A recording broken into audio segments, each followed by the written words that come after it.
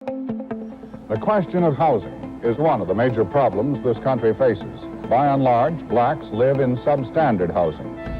Those who manage to fight their way out of it frequently pay a large penalty to do so.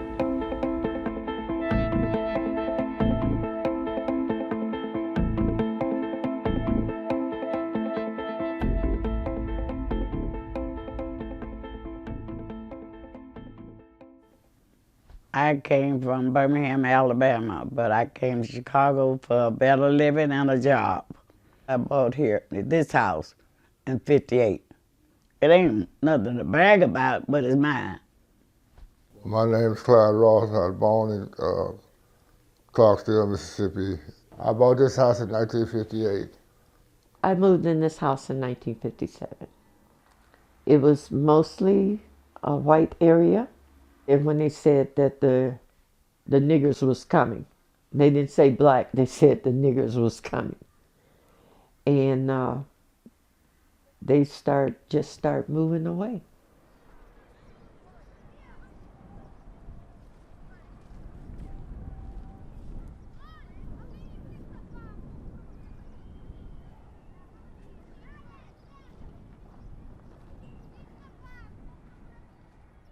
Mostly everyone that was black, they had been sold a contract. If you missed the payment in 3 months, they could take the property back.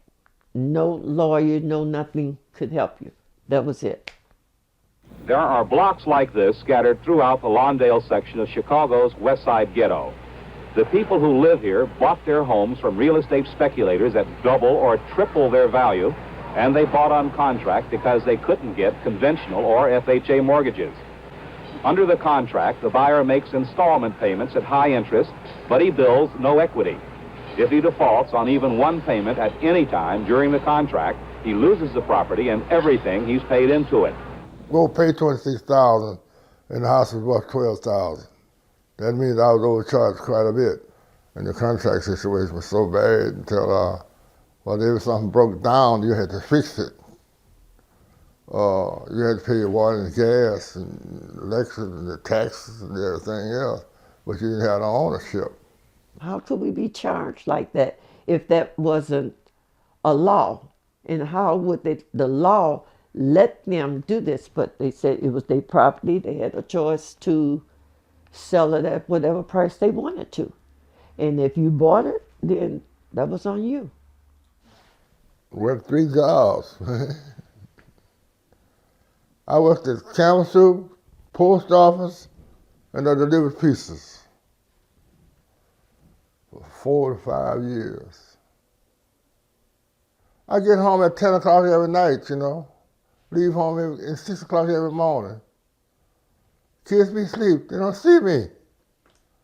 And when they did see me on the weekend, I tell them something, they look at their mama and say, well, should I do it or should I not? Who is this guy, I was a stranger in my own home because of this contract thing. Really a stranger. I said, now this is not gonna work. These people who have cheated us out of more than money, we have been cheated out of the right to be human beings in a society. We have been cheated out of buying homes at a decent price. Now it's time now. We got a chance now. The Contract Buyers League have presented a chance for these people in this area to move out of this grip of society, to move up, stand on your own 2 feet, be human beings, fight for what you know is right. Fight!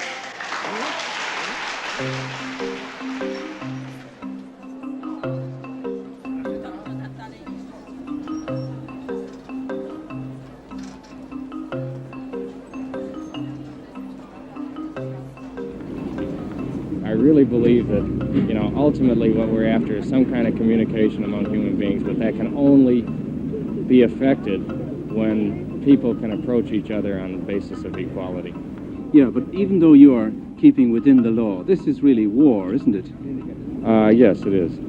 The college students and I went up and down the streets and asked people if they bought on contract. And we discovered that the average overcharge was $10,000, and then computed the monthly payments so that we knew that black folks were paying a race tax of about $20,000 per family. You would just go to their house and ask them, is you on a contract?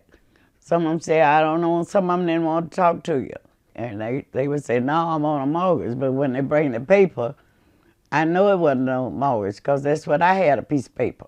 Everybody practically was on contract. People on the west side and the south side were being blamed for things that were not of their own making. This is the best example I can think of institutional racism.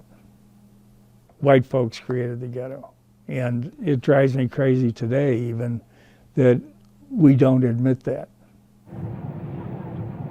The people of Lawndale organized the Contract Buyers League, and during the past year, the league began urging large numbers of buyers to withhold the payments on their contracts.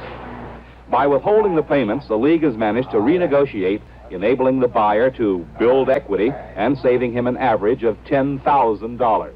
There were 550 families in the payment strike. People knew how to handle pickets. People knew how to handle you telling their neighbors. But when you're hitting them in the pocketbook with a payment strike, that was serious business. So Ralph, we, in that video, we just saw that race tax of $20,000 per family. You got involved with the Contract Buyers League after they found that out. What was the Contract Buyers League? What were their objectives, and how did you meet those objectives? Well, the objectives originally of the organization were to discover that type of data, which in today's dollars doesn't sound like a significant amount, but at the time, if you saw those housing prices on that list, imagine what that would be in today's dollars.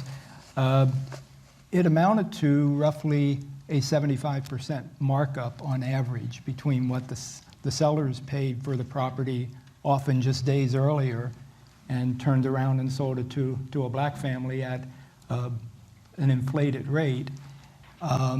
So this took a while to get that information out of the community, because there was a hesitancy to basically admit that you were taken advantage of. But when you're desperate for housing and desperate for a place to raise your kids,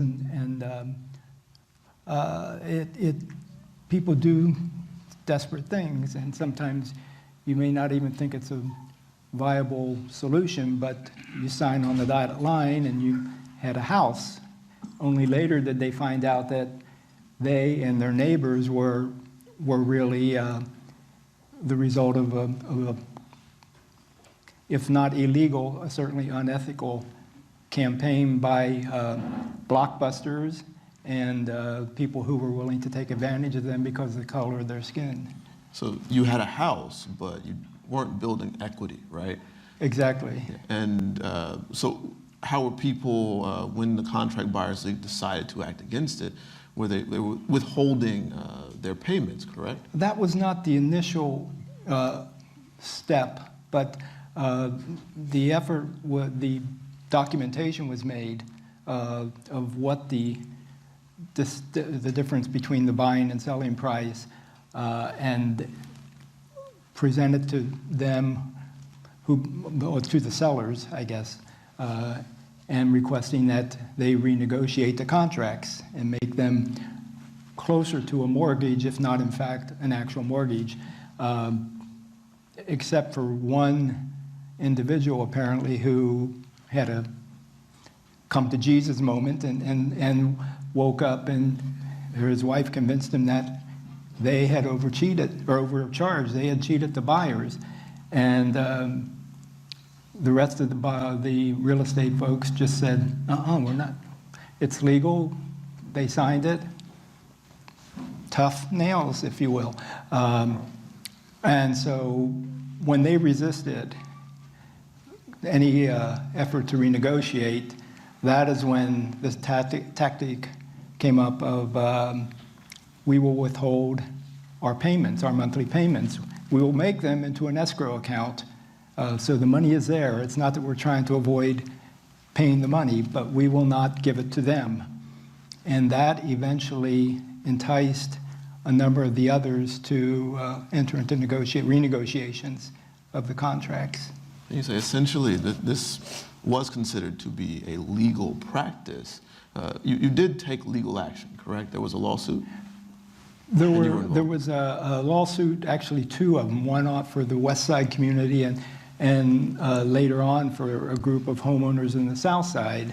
But after years working its way through the system, these cases were dismissed. So they did not resolve the matter. But I think renegotiations ended up benefiting over 300 homeowners in the Lawndale community over the course of the years that this process was underway. Sandra, we talked about your family history yesterday. Yes. We had lunch.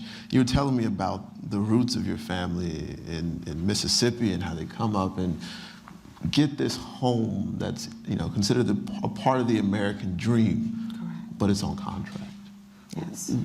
What have you learned from your parents about their story, about their motivation to buy a house, about how they felt after realizing this contract was just a disadvantageous device?